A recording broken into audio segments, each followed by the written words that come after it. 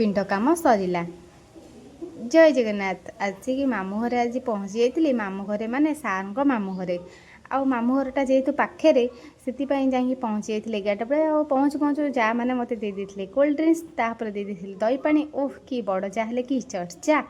ତାପରେ ପିଲାମାନେ ମସ୍ତି କରିବାରେ ଲାଗିଥିଲେ। ଆଉ ନନା ପଳେଇ ଆସିଥିଲେ। ଆଉ ପିଣ୍ଡ ପଡ଼ିବା ଆରମ୍ଭ ହେଇଥିଲା। ଆଉ ଦୀପୁନା ଯେହେତୁ ବଡ଼ ପୁଅ ମାମୁଁଙ୍କର ପିଣ୍ଡ ପକାନ୍ତି।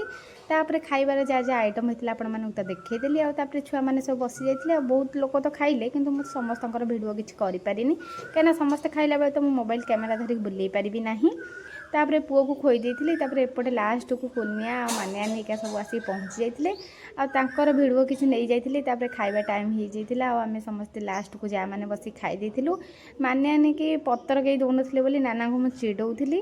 ତାପରେ ନାନାଙ୍କୁ ଫାଇନାଲି ଖାଇବାକୁ ମିଳିକି ଗଲା। ତାପରେ ଖାଇସାରି ଗୋଟେ ରୁମ୍ରେ ଏସି ଲଗେଇକି ବସିକି ମଜାମସ୍ତି କରିବା ଯେଉଁ ମଜା, ଆଉ ଦେଖନ୍ତୁ ସେ କେମିତି ହେଉଛି। ତାପରେ ଭାଣିଜୀ ଆସିକି ଗୋଟେ ଫୁଲ ଦେଇ ଦେଇଥିଲେ। ମୁଁ ଥ୍ୟାଙ୍କ ୟୁ ଜଣେଇଥିଲି। ଆଉ ସାଇ ଅଳ୍ପ ଭାତ ଖାଇଥିଲା ବୋଲି ପୁଣି ଭୋକ ଲାଗିଥିବାରୁ ତାକୁ ଆଣିକି ମାଇଁ ଦେଇ ଦେଇଥିଲେ ଦହିବରା। ଆଉ ସିଏ ତାର ଖାଇଥିଲା। ତାପରେ ଖାଇସାରିକି ଆମେ ସିଧା ବାହାରିଥିଲୁ ଘରକୁ।